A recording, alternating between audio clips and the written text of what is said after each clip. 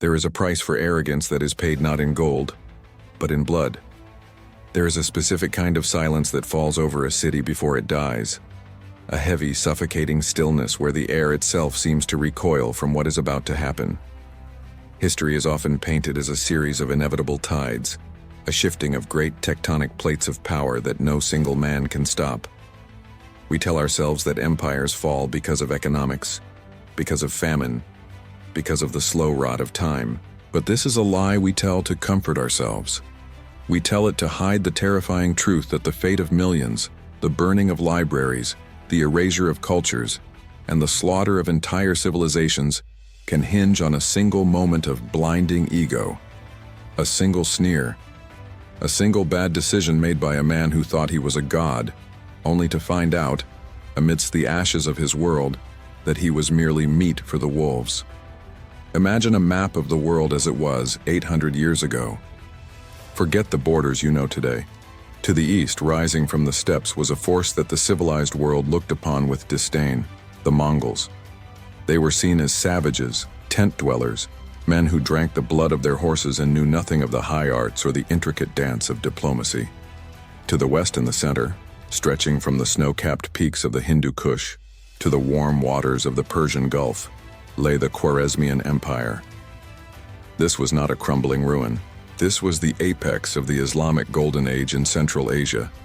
It was a beacon of wealth, science, and military might. Its cities were the jewels of the Silk Road: Samarkand, Bukhara, Urgench.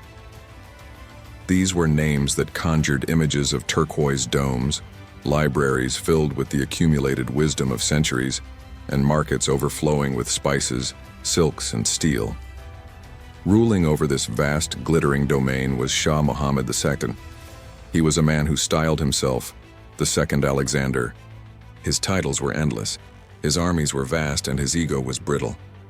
He had conquered his neighbors, he had defied the caliph in Baghdad, and he believed, with every fiber of his being, that he was the shadow of God on earth. He looked at his empire and saw something eternal. He saw stone walls that could never be breached. He saw a treasury that could never be emptied. He saw a legacy that would outlast the stars. But he did not see the storm gathering on his eastern horizon. He did not understand that the world had changed. He looked at the Mongols and saw only barbarians. He did not see the discipline. He did not see the meritocracy.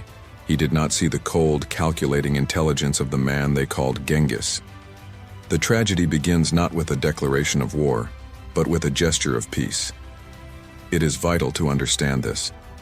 The rivers of blood that would soon drown the East did not start with a sword being drawn.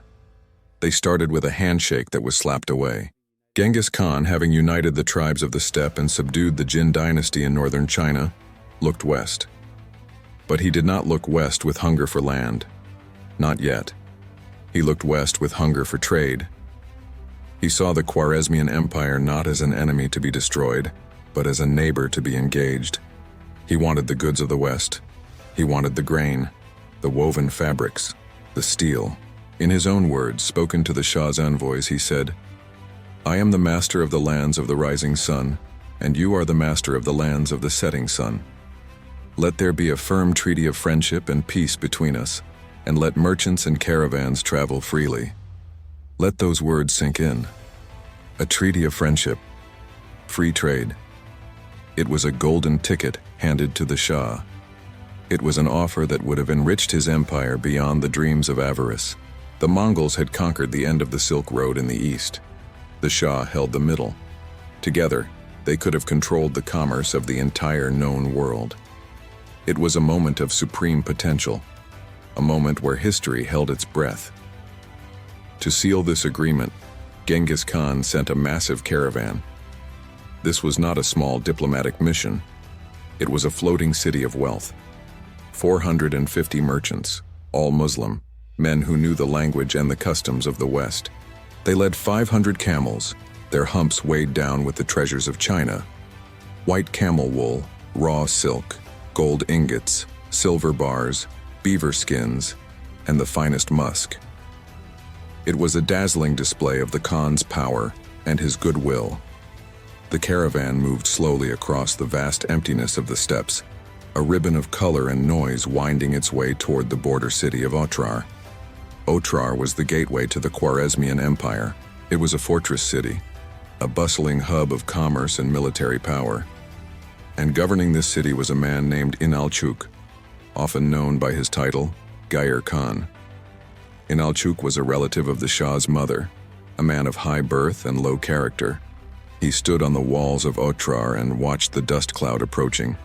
He saw the glint of gold. He saw the silks fluttering in the wind.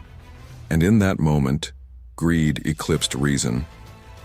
When the caravan arrived, the merchants presented their credentials. They carried a letter from Genghis Khan himself, reaffirming his desire for peace. But Inalchuk did not see ambassadors. He saw prey.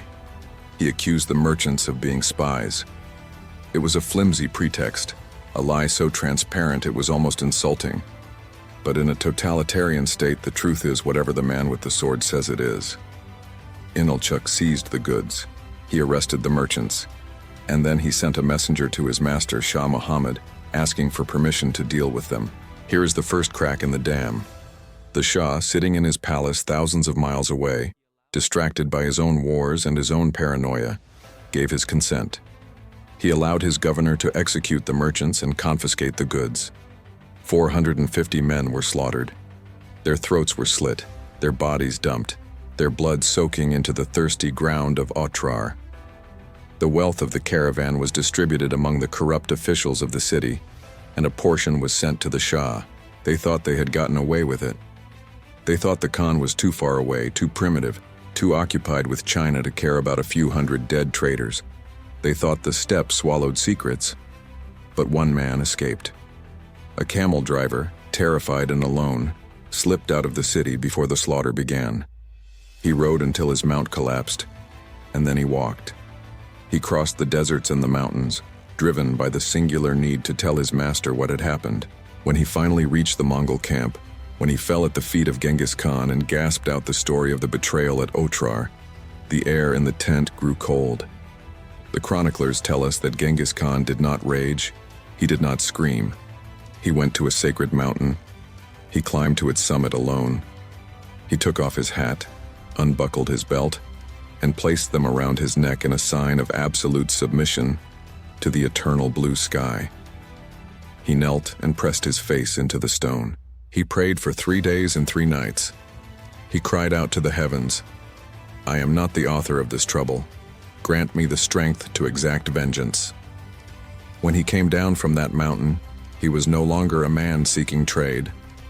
He was a man seeking the end of a world.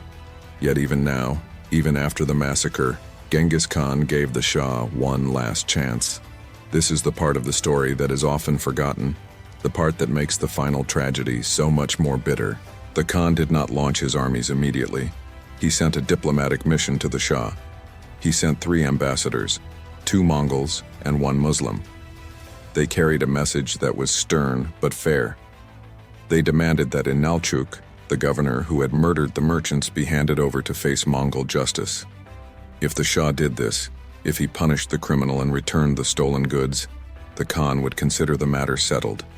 Peace could still be salvaged. This was the moment, the turning point, the fulcrum upon which the lives of millions balanced. Shah Muhammad sat on his throne looking down at these 3 envoys. He saw their dusty clothes, he heard their rough accents, and he felt a surge of unbridled, suicidal arrogance. He was the Shah of Khwarezm. He was the master of the civilized world. How dare a barbarian from the tents of the East make demands of him? How dare he ask for a governor of royal blood to be handed over like a common thief? The Shah made his choice. He ordered the Muslim ambassador to be beheaded. He ordered the 2 Mongol ambassadors to have their beards shaved off, a humiliation worse than death in their culture. He sent the 2 shamed survivors back to Genghis Khan, carrying the severed head of their companion. It was done. The seal was broken. With that single act of brutality, Shah Muhammad signed the death warrant of his empire. He had violated the ancient sacred law of the steppe, the immunity of ambassadors. He had proven that he could not be reasoned with, that he could not be trusted, and that he had no respect for the Mongol power. When the survivors returned to Genghis Khan, The time for tears was over. The time for prayer was over. The Khan gathered his generals. He gathered his sons. He spoke to them in a voice that was low and terrifying. He said, "They have killed my men and my ambassadors. They have chosen war. Now let us give them war such as the world has never seen." The mobilization that followed was a masterpiece of logistical genius. The Mongols did not just gather a mob, they built a machine. Every soldier had multiple horses. Every squad had its supplies. They brought with them Chinese engineers, experts in siege warfare who knew how to build catapults, trebuchets, and machines that spewed liquid fire. They prepared not for a raid, but for an extermination. Shah Muhammad, hearing of the approaching storm, made his second fatal mistake. He had a massive army, perhaps 400,000 men, outnumbering the Mongols nearly 2-1, but he did not trust his generals. He feared a coup more than he feared the invasion, and so instead of massing his forces into a single, unstoppable hammer that could have crushed the Mongols on the open field, he scattered them. He divided his army into garrisons, locking them behind the walls of his great cities. He turned his empire into a series of disconnected islands waiting to be swallowed one by one. The Mongols arrived in the autumn of 1219. They did not attack as the Shah expected. They did not come as a single mass. They flowed like water, splitting into 4 distinct armies. One army, led by the Khan's son Yochi, swept north into the Fergana Valley, drawing the Shah's attention. Another struck south. A third attacked the center. But the 4th army, led by Genghis Khan himself and his brilliant general Subutai, did the impossible. They vanished. They disappeared into the Kizilkum Desert, a red waste of shifting sands and blistering heat that was considered impassable. The Shah's scouts saw nothing. The Shah believed the main Mongol force was bogged down in the border sieges. He felt secure in his capital. But Genghis Khan was navigating the ocean of sand, moving with a speed that defied logic. His men drank the blood of their horses to survive. They slept in the saddle. They moved like ghosts. And then, they emerged. Not at the border, but deep behind enemy lines. They appeared outside the gates of Bukhara, hundreds of miles behind the Shah's defenses. The shock was total. It was as if an army had dropped from the sky. The people of Bukhara looked out from their walls and saw the horizon darkened by horsemen. They saw the yak-tail standards of the Khan snapping in the wind. The psychological impact was devastating. The Shah's strategy of static defense was instantly rendered useless. His supply lines were cut. His communication was severed. The enemy was already in his heartland. Bukhara fell quickly. The garrison tried to break out and was slaughtered to the man. The city gates were opened by the terrified populace. Genghis Khan rode into the city. He rode his horse directly into the Great Friday Mosque, the holiest site in the city. He dismounted, climbed the pulpit where the imam usually stood, and looked out at the trembling scholars and merchants. He didn't speak of taxes. He didn't speak of laws. He looked at them with eyes that had seen the curvature of the earth and said, "I am the flail of God. Had you not created great sins, God would not have sent a punishment like me upon you." Then, the city was given over to the soldiers. The looting began. The fire started. Bukhara, the dome of Islam, burned until it was nothing but a blackened skeleton. The survivors were rounded up. The artisans were enslaved and sent to Mongolia. The young men were conscripted to be used as human shields for the next siege. The rest were left to weep over the ashes. The news of Bukhara's fall shattered Shah Muhammad's mind. He realized, too late, the magnitude of his error. He realized that his scattered garrisons were not defenses. They were traps. The Mongols moved on to Samarkand, the jewel of the empire. The city had walls that were thought to be impregnable. It had a garrison of 100,000 men. It had war elephants. It should have held out for years. It fell in days. The Mongol psychological warfare was relentless. They drove thousands of prisoners in front of them, forcing them to fill the moats with their own bodies. They fired pots of naphtha that burned with a green, unquenchable flame. They used the terror of Bukhara as a weapon, promising mercy to those who surrendered and death to those who resisted. The garrison of Samarkand, Demoralized and leaderless, panicked, they tried to defect. 30,000 Turkic soldiers, the elite of the Shah's army, rode out and surrendered, hoping to be welcomed by their fellow nomads. Genghis Khan accepted their surrender, gave them food and drink, and then, that night, had every single one of them executed. He could not trust traitors. With Samarkand gone, the Shah ran. The man who had styled himself the Second Alexander became a fugitive in his own land. He fled west, chased by a special detachment of Mongol cavalry led by the relentless generals Jibei and Subutai. Their orders were simple: do not stop, do not plunder, do not rest. Find the Shah, catch him, kill him. This chase is one of the most dramatic episodes in military history. The Shah, with his treasury packed onto mules, fled from city to city. He would arrive at a fortress, demand shelter, and then flee again as soon as the dust of the Mongol hooves appeared on the horizon. He abandoned his family. He abandoned his people. He abandoned his dignity. He was a man consumed by the terror of the monster he had created. The Mongols tracked him like bloodhounds. They rode an average of 80 miles a day, switching horses constantly. They tore through northern Iran, destroying anyone who stood in their way, but never losing sight of their quarry. The Shah fled to the mountains, then to the coast of the Caspian Sea.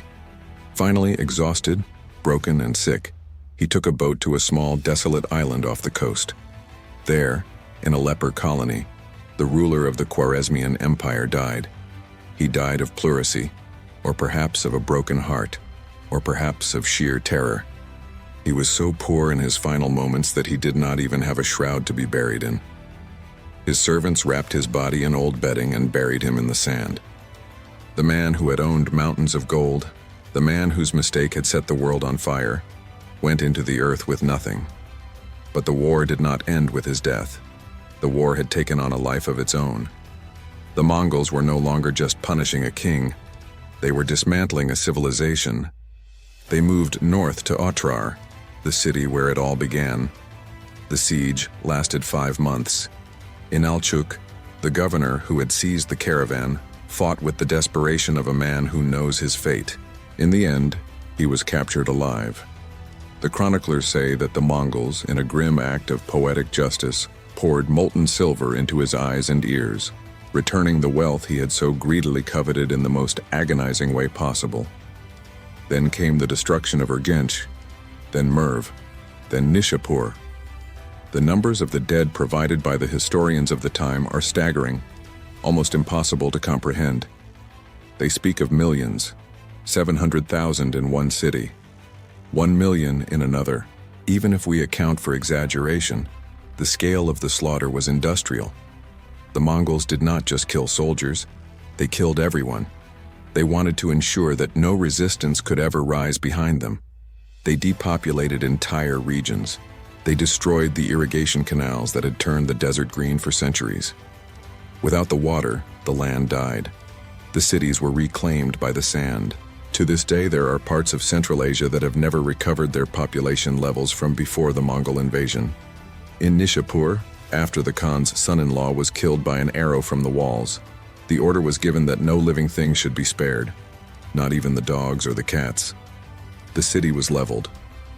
The heads of the victims were piled into great pyramids, one for men, one for women, and one for children. It was a message to the world. Resistance is suicide. But amidst this darkness, there was a brief flicker of what might have been. The Shah's son, Jalal al-Din, was everything his father was not. He was brave, he was a warrior, and he refused to kneel. He gathered the remnants of the Khwarezmian army and fought back. He managed to defeat a Mongol detachment, the only major defeat the Mongols suffered during the invasion. But it was too little, too late. Genghis Khan himself came for him. They met at the banks of the Indus River. Jalal al-Din's back was to the water. The Mongol army, a crescent of steel, closed in. The battle was ferocious. Jalal al-Din fought like a demon, charging the center of the Mongol line again and again. But the numbers were against him. Realizing all was lost, he stripped off his armor, whipped his horse and plunged off the high bank into the raging waters of the Indus. Genghis Khan rode to the edge of the cliff. He watched the young prince fighting the current, arrows splashing around him. He watched him reach the other side and climb out, shaking his fist at the conquerors. And in that moment, the great Khan did not fire. He lowered his bow. He turned to his sons and said, "Such a son must a father have." He admired the courage, even in an enemy. But he did not cross the river. The empire of Khwarezm was gone. The East was his. The consequences of this war, of this single chain of mistakes, reshaped the human story. The destruction of the Khwarezmian Empire removed the buffer between the Mongols and the rest of the Islamic world, and beyond them, Europe. It opened the floodgates. The refugees from these destroyed cities fled west, bringing with them stories of the apocalypse, but also bringing their culture, their science, and their poetry. The poet Rumi, whose words are still read by millions today, was a child who fled this invasion.